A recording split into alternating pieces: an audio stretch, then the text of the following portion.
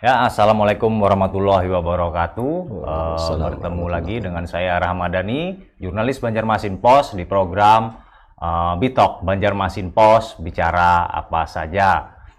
Hari ini kita bertemu lagi dengan bahasan yang sangat jadi perhatian masyarakat Kalsel khususnya hari ini, terkait dengan pra peradilan yang diajukan oleh gubernur kita semua, Gubernur Kalimantan Selatan, Bapak Syahbiri Nur atau Paman Birin ya, yang mengajukan pra peradilan atas status tersangka yang oleh KPK.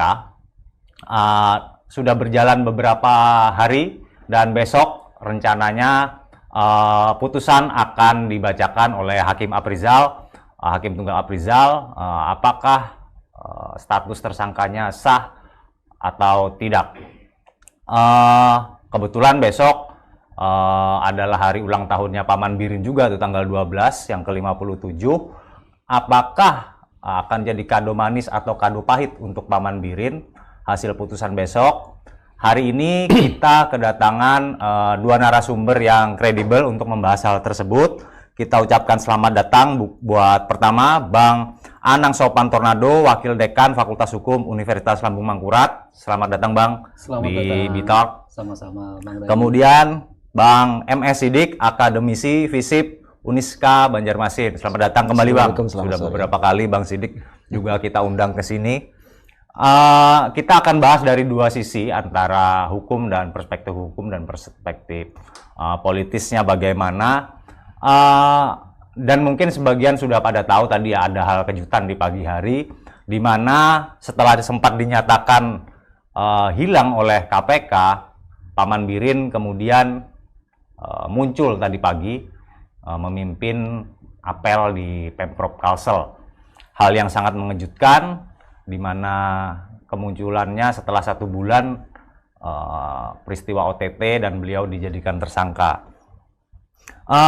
Kita bertanya dulu ke Bang Anang Sopan Tornado. Bang, gimana nih? Kita bahas dari awal dulu mengenai proses pra peradilan yang diajukan Paman Birin. Bagaimana sih dari sisi hukum melihat langkah Paman Birin setelah ditetapkan tersangka akhirnya mengajukan pra peradilan itu? Baik, terima kasih Bang Dani. Mohon izin Bang Sidik ya. Jadi begini, secara umum dulu kita harus melihat pra peradilan ini kan dalam peraturan perundang-undangan.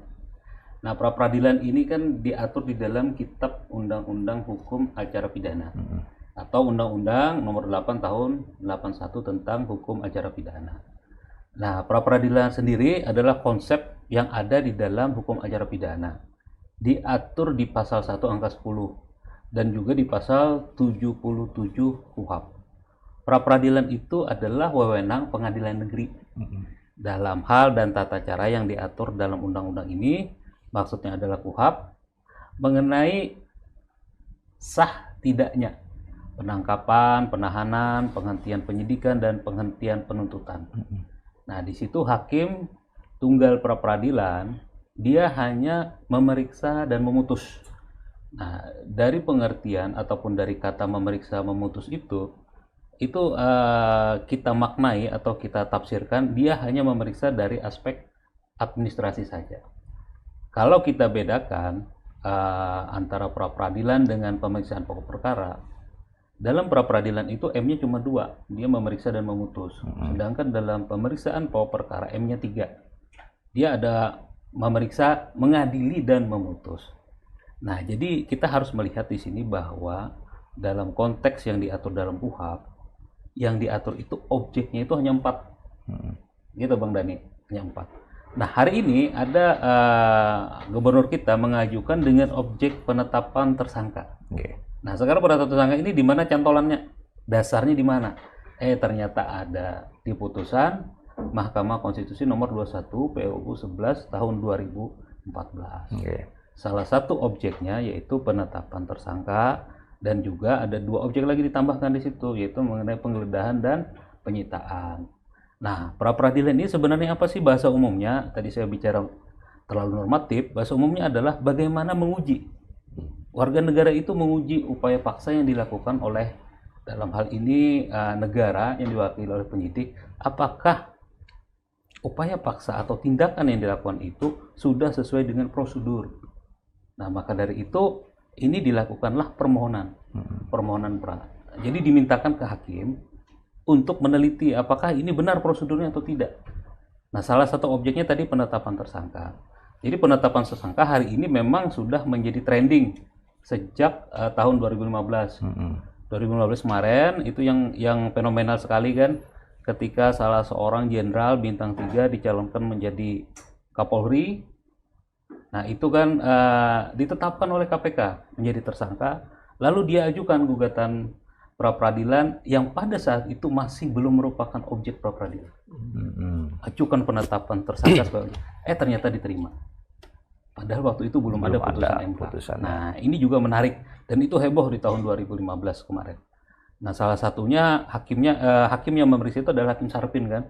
Hakim Sarpin itu dianggap mewakili pandangan hukum progresif di situ, melampaui zamannya seperti itu. Dan akhirnya 6 bulan setelah putusan pra peradilan Budi Gunawan tersebut, barulah ada putusan MK yang menyatakan bahwa penetapan tersangka adalah objek dari pra peradilan. Iya. Nah, jadi secara umum Bang Dhani, pra peradilan itu adalah penetapan tersangka itu adalah benar objek dari pra peradilan.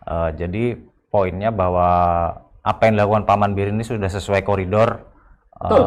yang disediakan oleh negara, ya. Betul. Jadi fasilitas negara. Silahkan kalau mau menguji apakah penetapan tersangkanya itu sudah sesuai prosedurnya, yaitu melalui lembaga pra peradilan dengan objek penetapan tersangka. Kemudian kemarin mungkin Abang sudah baca juga soal KPK menyatakan bahwa salah satu keyakinan mereka bahwa pra peradilan Paman Birin akan tidak dikabulkan dengan tidak hadirnya Paman Birin dan dinyatakan dan disebut oleh KPK kabur. Itu gimana Bang melihatnya, Bang?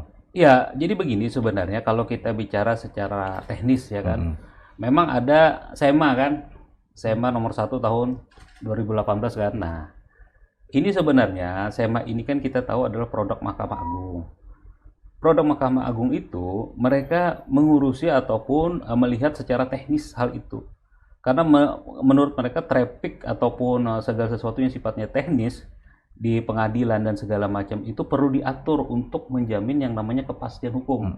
Nah, jadi kalau kita lihat dari SEMA itu, mereka menginginkan adanya penghargaan terhadap pengadilan sebagai garda terakhir keadilan seperti itu.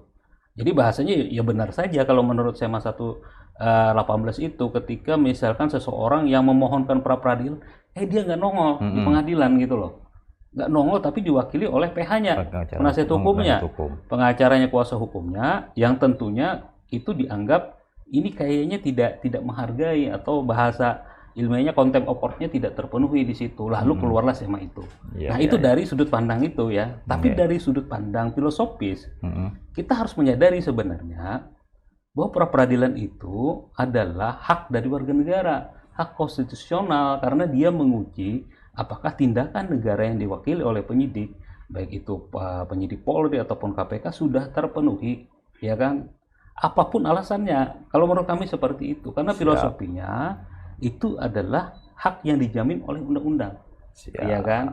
Terlepas dari aturan teknis, hari ini dia sebagai DPO atau melarikan diri. Nah, menurut saya seperti itu, Bang Dhani. Oke, terima kasih, Bang Anang. Oke, setelah ini kita ke Bang Sidik.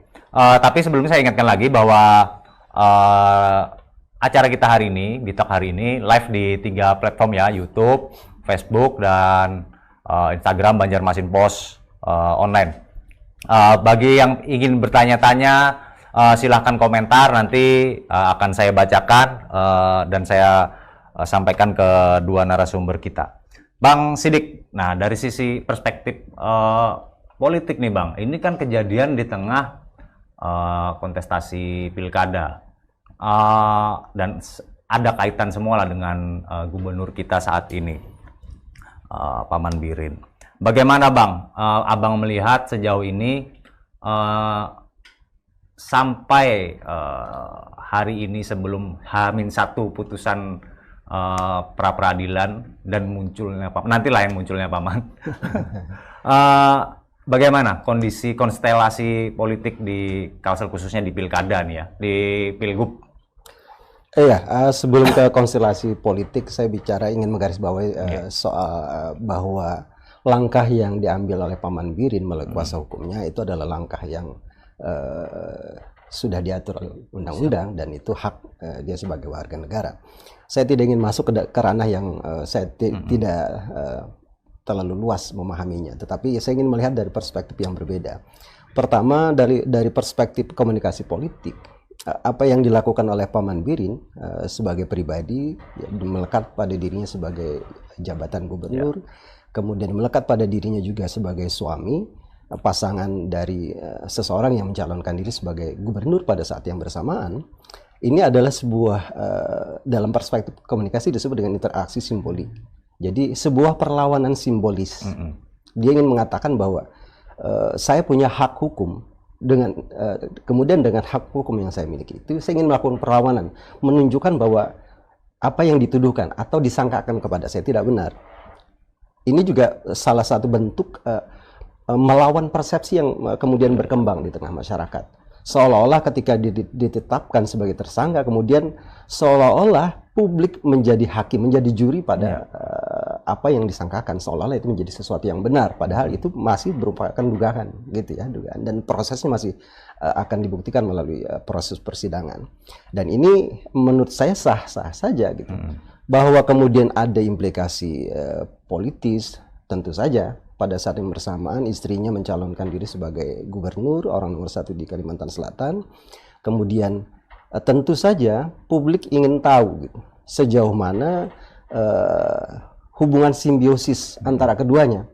Apakah dengan langkah ini Paman Birin ingin menunjukkan kepada publik bahwa yang pertama, dia tidak tersangkut di perkara yang dituduhkan atau disangkakan. Kemudian yang kedua, dia juga ingin memberikan partisi jarak dengan istrinya yang sekarang mencalonkan diri, bahwa tidak ada hubungan apapun secara politis gitu ya. Apalagi secara hukum dalam kasus yang dituduhkan atau disangkakan. Saya pikir itu sesuatu yang normal saja dalam perspektif politik.